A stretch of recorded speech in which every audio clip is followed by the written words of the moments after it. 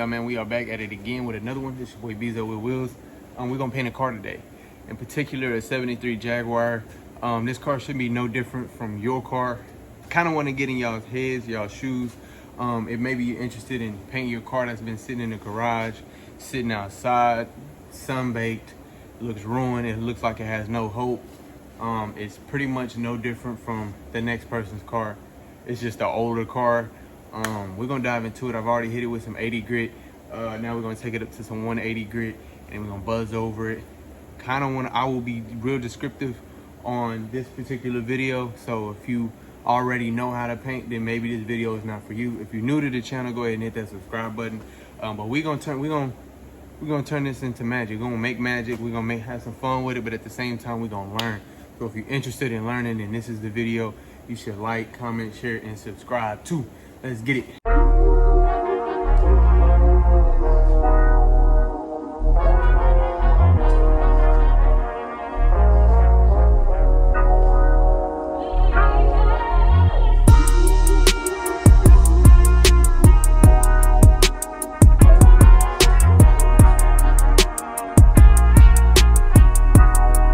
All right, now that we did our little visual inspection, man, we got two dents. We got one right here, and then we got some work from the previous body tech or painter, and then we got a dent that we already repaired.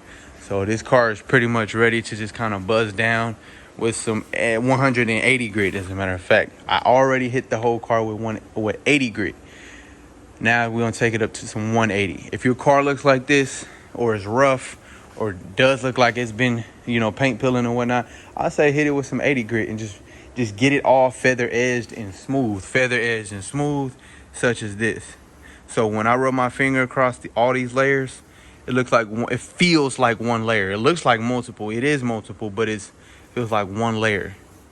When the whole car feels like it's one layer, you're ready to go up to the next, grit of sandpaper. So if you start off with some 80, hold on. First and foremost, we're gonna look around the shop. We're gonna see whose shop this is. Yeah, this is Bezo with Wheels shop. Okay, cool. We in Bezo with Wheels shop. So therefore, this is the way that I do things. Everybody is different. Everybody is different. If you look at my page, go look at my previous videos. I've made some mistakes, but at the same time, I look like I know what I'm doing. So therefore, that's the way that I do things. I just had to run that by you because everybody does it different. Some person might paint over 400 grit. Some person might paint over 600 grit. Some people might paint over 800 grit. Everybody different. I paint over 600 grit. Anyways, feather edge is just feather edging. It's almost kind of self-explanatory. Feather edging, just feather edge. It's just all smooth. So the multiple layers right here feels like one piece. Feels like one piece. All of this feels like one piece. I did that with the 80 grit. If you take care of it with the 80 grit, your 180 is not working as hard enough. Your 320 grit is not working as hard enough. Your DA is doing the work for you, but the DA isn't stressed out. So therefore, you're not stressed out when you're sanding. You're not having to worry about any of that. So we're gonna take some more 180 grit. I'm gonna buzz over this whole car with some 180 grit. I'll kind of show you my pattern on how I do DA, and then we're gonna take it up. Well, I like to prime over 180 grit. So I'm gonna hit the whole car with 180 grit. We're gonna get rid of this right here. Look at this. This needs to be feather edged. You can feel that. You can feel this. You can feel that. These little rock chips and nicks. What else? I think we got some on this side as well. So you just want all of this gone. If you can feel it, you'll see it. If you can feel it, you'll see it. So this right here, everything is in particular. Everything is real critical. Like these little tiny pinholes, we gotta take care of that too. So we'll do a little bit of body work over here, but we're not gonna do a whole lot. So yeah, man, let's dive into it. Let's get it. All right, if your car doesn't have dents, you ain't gotta worry about it. But if you have a dent, say your dent is right here, you need to sand out. Say you can only feel your dent right here. You need to sand out at least to right here.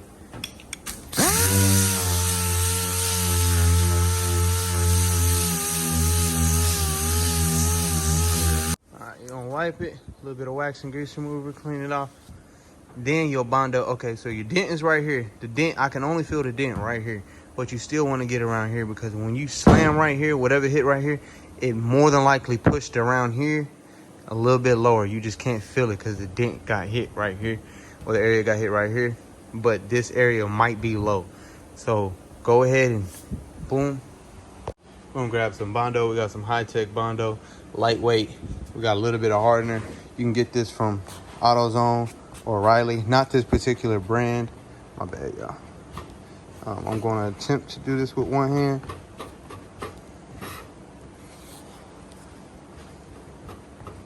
You don't want to stir it, just smash it down.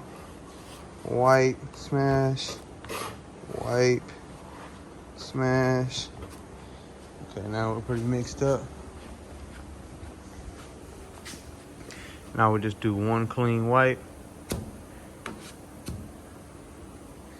And let's do a little bit more over here. There we go. Let it dry. All right, now that we applied our Bondo over 80 grit, I'd normally do 80 grit. You might be able to do 180. I wouldn't go no higher than that. That's just me, from the experience that I have. I'm not a body tech. I don't consider myself that yet. I'm just going with what I know best. I did go to school for this, but man, that was over 6 years ago, 5-6 years ago. DA, you can get your DA from Sherwin-Williams, maybe a local paint store, paint and supply store. You can get your sandpaper as well, local paint and supply store. You can get Bondo from Walmart, AutoZone, or O'Reilly, along with the hardener. Now my my sanding blocks, I got this from my local paint store. Yeah, you got various different blocks for various different reasons. Disregard my band. But anyway, so you got angles, certain angles. Maybe you want to get in here really good. You got flat blocks, flat long ones. Keep it. Maybe you're doing a hood. I bought this. Still don't know what this is probably for, but same thing. Maybe for angles. Maybe wide, longer angles. Smaller one, obviously. A little bit smaller one. Tight, smaller areas, such as that. And then you got round ones. Maybe for that right there too. You just kind of figure it out. And then a more aggressive one, keep it flat. Other than that, like I said, we're gonna sand this down with some 80 grit. Grit wise, as far as sanding, it's kind of a personal preference. Maybe you want to hit it with some 180. You don't want to go too deep. Me, I kind of like to get straight to the point. The lower the number, the rougher it is. The lower the number, the rougher it is. So this is 80 grit right here. We got 80 grit. You can just hear it. That's 80 grit. This is 180. That's 180. It's a lot smoother. The higher the number, the smoother it is. That's why when you wet sand, you can start out with 1,000 grit. 1,000 grit is real smooth. So other than that, we're gonna we're gonna hand block these out. It's still drying. We're gonna hand block this. We're gonna go in cross patterns. Come over here, boom, boom, cross pattern. And we keep it flat. I would not. I've used the DA on dents, but I wouldn't recommend it because there's nothing that will come out smoother than a block. Keep it flat. Go right over that dent. Don't try and dig it out. Keep it flat. And then when you're done, you should see a light ring of where it was low at.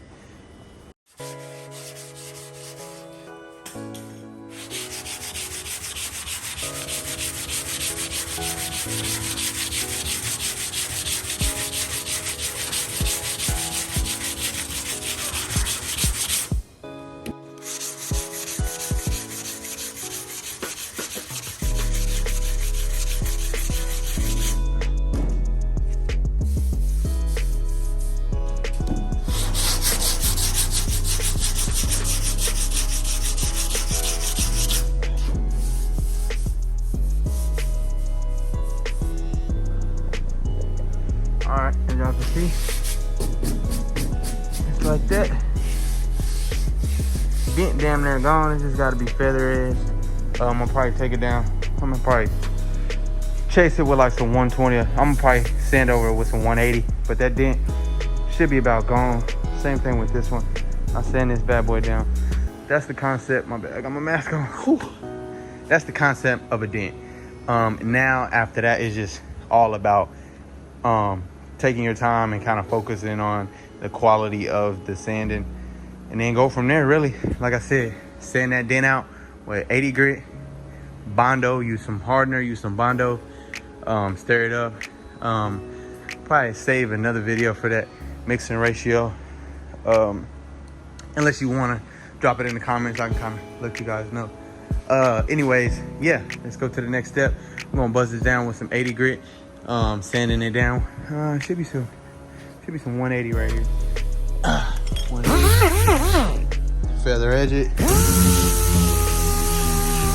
We're just trying to get rid of those rock chips and rough edges. See that? See that? We want to get rid of that.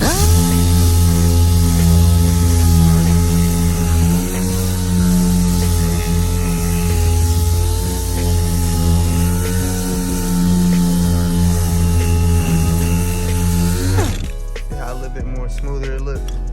Check this out right here. Right here.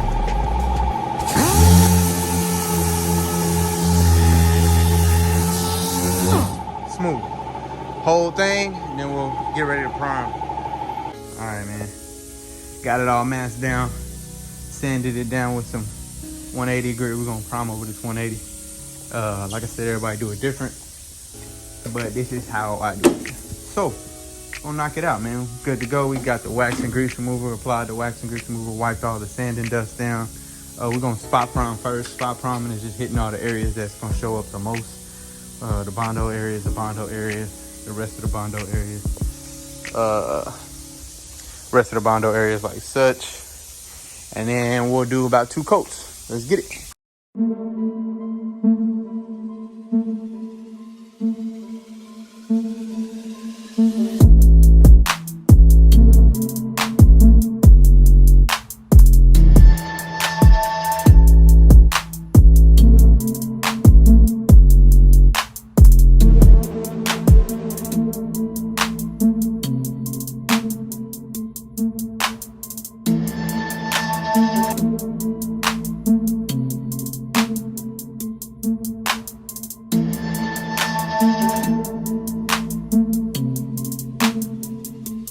And of course, my phone died on the wall, but hey, we're here. Now with the primer, you ain't gotta go. It ain't nothing too fancy. You just want to lay that primer on there. And that's what we did. So we did like a 50-50 overlap, the basic, this spray drop 50%, spray drop 50%. But before that, we did go ahead and spot prime it. It's pretty much ready to go to sand. It's dried. We're gonna sand it down with some 320. It's kind of optional. If you don't have 320, you can just hit it with some 600. It's gonna take a little longer. You're probably gonna need more sandpaper. But I would hit it with some 320, buzz over the whole thing with 320 just to kind of get to the point with the 600. Sand it down with some 320, and then right after that, you should just skate through it with the 600 grit. So that's what we're gonna do. It's no set way to really sand it. Just try not to burn through it. If you burn through it, it's not a big deal. But if you burn through to the metal, then obviously you're gonna have to prime it again. You might get away with some sealer. But yeah, right now we're just gonna go ahead and roll this bad boy out. I don't want to sand in here anymore because I did go ahead and clean it out. I'm gonna roll it back out, and then we'll sand it down with some 320, and then sand it out with some 600 grit, and I'm gonna roll it back in here. I don't plan on recording that process because it's pretty simple. It's pretty straightforward. Take your dual action sander, and just skate through the whole thing. You want to get it flat. You want to get rid of that rough texture, the orange peel. You just want to get it all the way smooth, and then it's ready for paint. We'll wipe it down and paint it.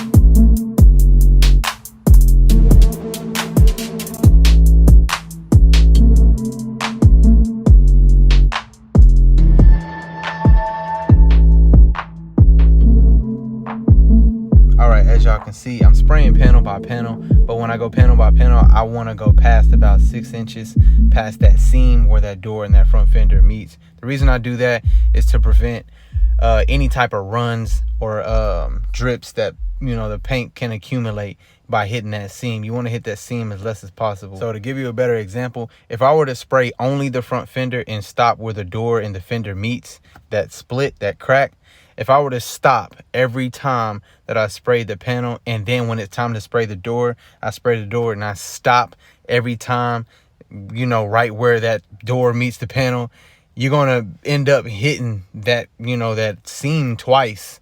And then imagine on the third or fourth coat, you're going to have a ton of paint built there because that's where you stopped every time.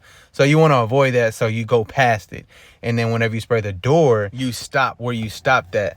Now, when you stop, if you ever have to stop, you want to kind of throw it. You want to kind of just flick it, basically. And you want to be quick. As you can see, I'm like lightly flicking it. Where I used to work, they made us flick paint like that. They didn't care about wasting paint. So that's how I'm pretty much paint. I have to catch myself from doing that. In this case scenario, you don't want to waste paint. You want to keep as much as you can because it's fairly expensive. Like I said, you want to make sure you keep that 50-50 overlap. Never start in the middle of a panel. Make sure you passed it at least by half an inch. That way you're getting that full coverage. And then in most cases, you want to make sure you complete the panel before you go to the next panel. So as you can see, we're knocking out the trunk, and we're trying to paint like it's just one piece. You see how I'm painting this fender, and I should pass the door by half an inch, maybe. That's how I've been doing it. But as long as you pass you don't want to stop right at the door where the door touches any fenders. You don't want to do that. You want to go past a little bit.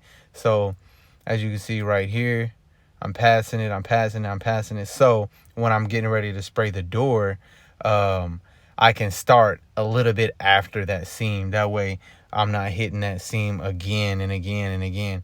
Because like I said, that's where most of the runs as in driplets, drops, whatever you want to call it, that's where they mostly accumulate, is right on those seams.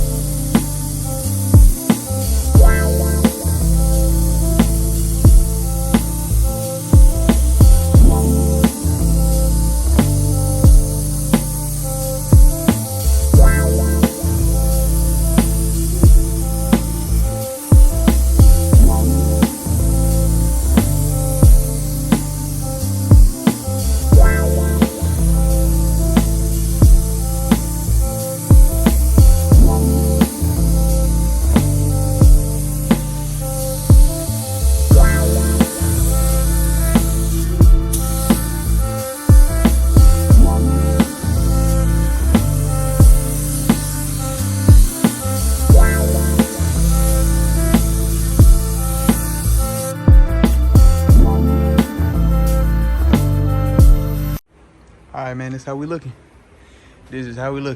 So let's recap. I didn't want to just show all the coats. It's pretty much the same method, the first and second. So I had to lay about 4 coats of this maroon, and I laid about 4 coats of clear because I was trying to focus on covering a lot of stuff up. I don't know if it was a lot of trash, but you can get away with covering it up with multiple coats of paint or clear. I got pretty much everything covered, but it is water droplets. I drain my lines every time I use it, but I still manage to get water in my lines.